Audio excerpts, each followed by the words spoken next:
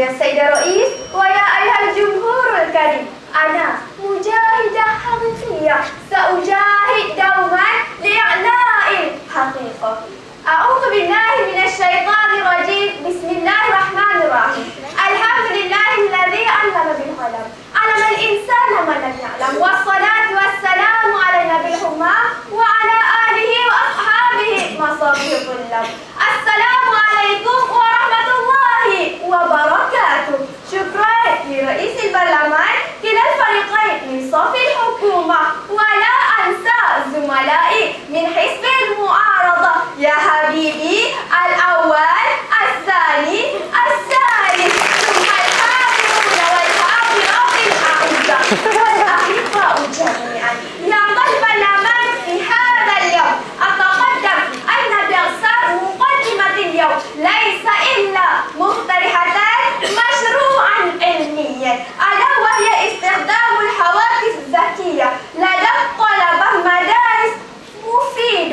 يا أيها الجمهور الكريم، في هذا اليوم نحن نقول أن الفوائد في الهواتف الذكية تستطيع لبناء التفوق لدى الطلبة يا أيها الجمهور الكريم. ولكن في هذا اليوم قالت المعارضة عن أن لاستخدام الهواتف الذكية أليس في المدرسة أو في أي مكان يا أيها الجمهور الكريم. وطبعا في لاستخدام الطلبة يا أيها الجمهور الكريم، لأن في هذا اليوم نحن لا نناقش عن في أي مكان استخدام، ولكن نحن نقول أن استخدام هواتف ذكية لدى الطلبة مدارس مفيد بالنظر إلى الفضائل هناك. يا أيها الجمهور الكريم تفضل. وإذا كان هذا هو الأمر، لماذا لم تبين هذه الحكومة في تعريفهم أيها الجمهور الكريم؟ لأن في هذا اليوم في مشروعنا في هذا اليوم تقول أن استخدام الهواتف الذكية لدى الطلبة مدارس مفيد. لا تقول أن استخدام الهواتف الذكية لدى الطلبة في خصوص المكان مفيد. يا أيها الجمهور الكريم،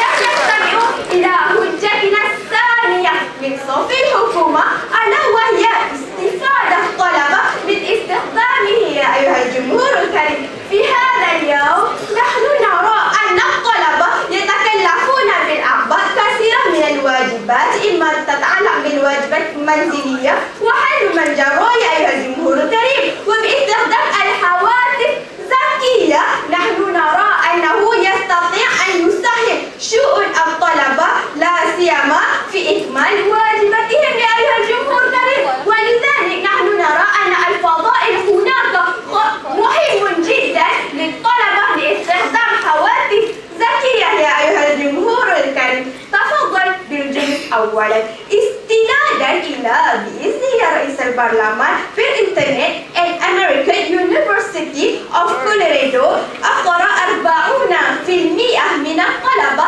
أن الهواتف الذكية تساعدهم على إكمال الواجبات المنزلية. يا أيها الجمهور الكريم، و46 من الطلبة أقرروا أن الهواتف الذكية تساعدهم في القيام بأكمال الواجبات الخارجية. يا أيها الجمهور الكريم، و41 من الطلبة أقروا أن استخدام الهواتف الذكية يساعد على تسجيل ما قدمه معلم أثناء الدراسة. وبالنظر إلى الفضائل يوضح لنا وتبان لنا أن استخدام الهواتف الذكية لدى الطلبة مدارس مفيد. يا أيها الجمهور الكريم، لو معارضة في هذا اليوم لا توافقوا معنا، عليكم أن ننافي أن الفضائل هناك لا تساعد على التنمية الدراسة بين الطلبة. يا أيها الجمهور الكريم، يا البرلمان الكرام، الآن هيا نستمع إلى حجتنا الثالثة من صف الحكومة، ألا وهي أن الاستخدام هواتف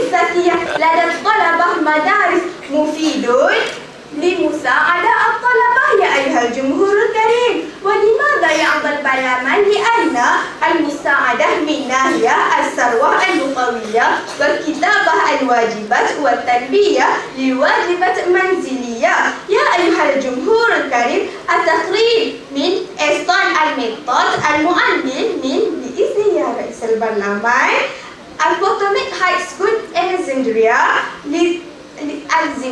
لذلك الاستخدام هواتف ذكية لدى الطلبة مدارس مفيد. لماذا يا أيها الجمهور الكريم؟ لأنه يسهلون الأساتذة في وظائفهم اليومية يا أيها الجمهور الكريم، ولذلك أقول لكم أن هناك المراقبة لهذا الهدف. تفضل يا حبيبي. يا أيها الجمهور الكريم، كأن هذه الحكومة هي تنفي التسهيلات الأخرى التي هي بكونها سوف تساعد الدراسة بين الطلبة يا أيها الجمهور، ولكن لماذا هذه الحكومة فقط تتركز في الهواتف الذكية مع أن هناك التسهيلات الأخرى يا أيها الجمهور الكريم؟ لأن يا البرلمان في هذا اليوم في العصر العلماء أن الهواتف الذكية هو التكنولوجيا المقدمة يا أيها الجمهور الكريم. يا البرلمان الكرام، سأضرب لكم مثلا.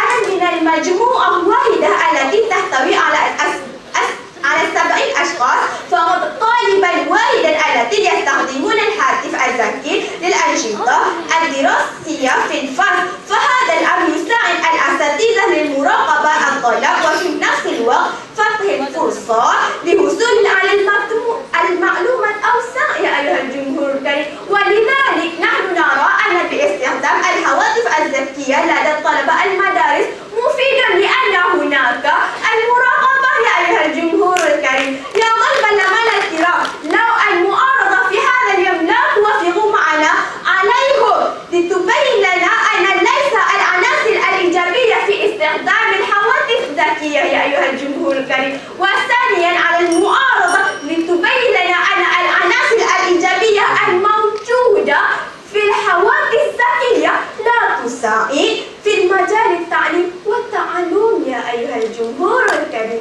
يا البرلمان الكرام، وبنظر إلى حجتنا المتينة في هذا اليوم، نحن من صف الحكومة نرجو منك يا رئيس البرلمان ويا أيها الجمهور الكريم أن تقبل هذا المشروع قبولا تاما. شكرا على حسن استماعكم، والسلام عليكم ورحمة الله